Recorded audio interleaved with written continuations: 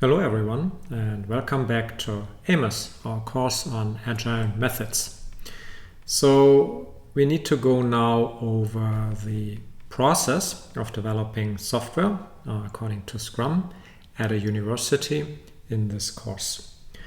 Our learning objective is to teach you how Scrum works, how Agile methods work, and we do so by applying it right away to a specific project, as you are aware. So we combine the theory with immediate application to practice so that you can actually retain the theory you hear in the lecture. That's why next to learning the concepts, it's also important that you have a successful project. So a secondary or a second goal to this course is deliver useful software at the end of the project that can be developed further, and for that we need a process of communication and coordination that keeps us organized. And that is, of course, Scrum. It's not just Scrum, because we will combine on the pure process level the Scrum process and its practices with, on a technical level or in addition to the Scrum practices, the extreme programming technical practices. And they go together well. Both of these grew up in parallel, and they can in general be merged quite well. And you will learn about those in later lectures. Now, doing Scrum at a university is actually a challenge. Sometimes someone from industry may say, oh, it's a university, it's not so important, it's all easy. It is not. We have unique challenges to run Scrum projects at a university because students are very different. Some are really good, some are just still learning. You have so many things that pull you into different directions. You're certainly not 100% working on this project. You may come together with people you have never met before, and you may find it hard to collaborate, simply find the same time slot that works for everyone, and so forth. So what we do is we use Scrum, which by its definition is a framework, and customize it for use at a university. Scrum is different in every different instantiation, and running Scrum at a university is not different in that respect from any other Scrum elsewhere. And then, of course, we support and coach to hopefully help you come to a good project experience. So, basics of Scrum now. Scrum defines 3 roles that people play, the so-called committed roles. That's the product owner, the software developer, and the Scrum Master. These roles will be played by students in the project, and it's really roles. So it can be that you are product owner in one iteration of software, I'll come to that in a second, and a software developer in another, which is an added complexity, but again, that's university. So the product owner is the person who is responsible for understanding the requirements of the software. The software developer is responsible for turning the requirements into well-working software, and the Scrum Master is responsible for improving the overall process. With that are different artifacts attached. So if you're in the role of a product owner, you work on the product backlog mostly, but you're also responsible for the larger product vision, project mission, and etc. You are planning development, you're tracking progress in order to make estimates as where you might end up. The software developer, again, mostly programs, but as a team, they are responsible for the overall architecture. There is no chief architect in a Scrum project. Architecture is supposed to emerge, so it's from the collaboration of good people that over time you develop and evolve a software architecture.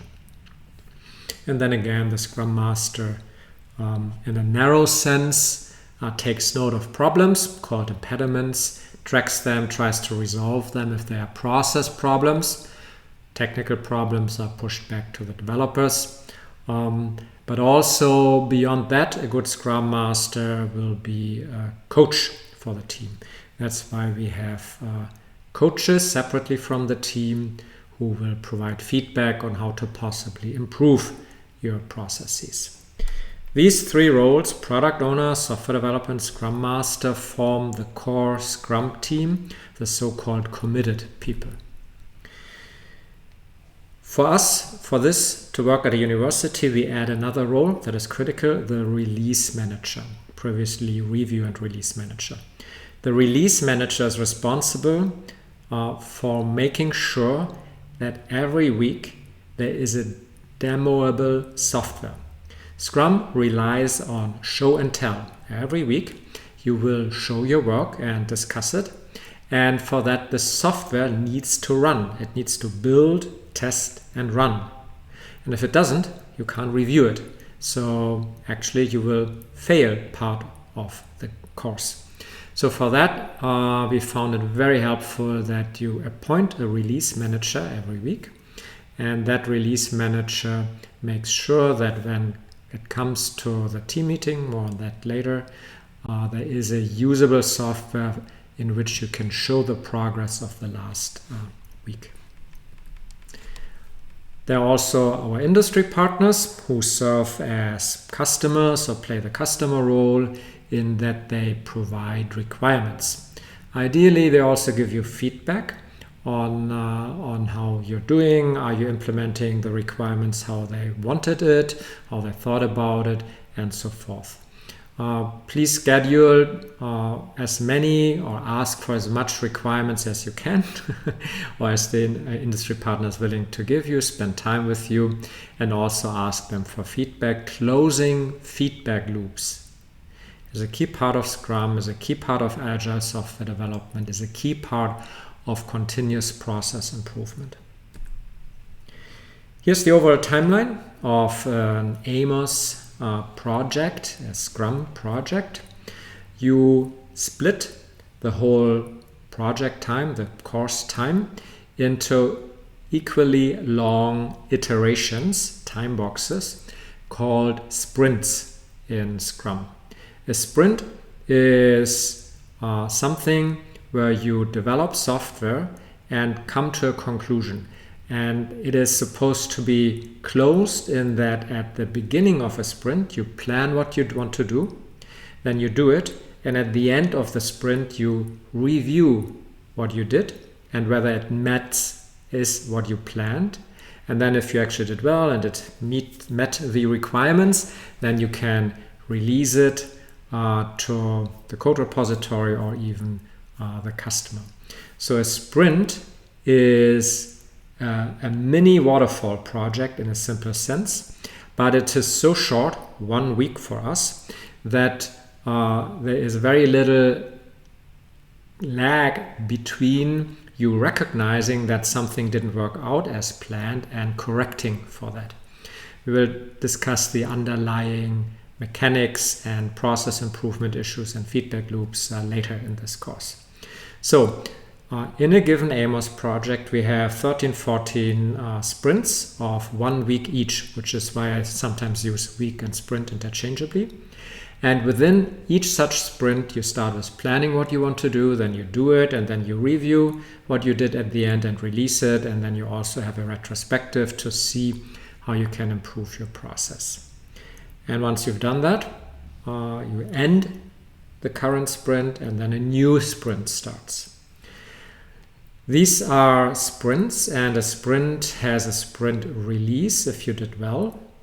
In addition to sprint releases, which are small increments that deliver value, such as business speak, to potential customers, in addition to having sprint release, you also have more heavyweight releases, arguably, which are the project releases. They are less frequent. We only have 2. There's the mid-project release, and then there is the final project release, where the final project release is your work that you will show at the AMOS demo day at the end of the course. So the duration for these project releases is 6 to 7 weeks, 2 times. So a project release is more heavyweight in that you want to make sure that the release does not fail.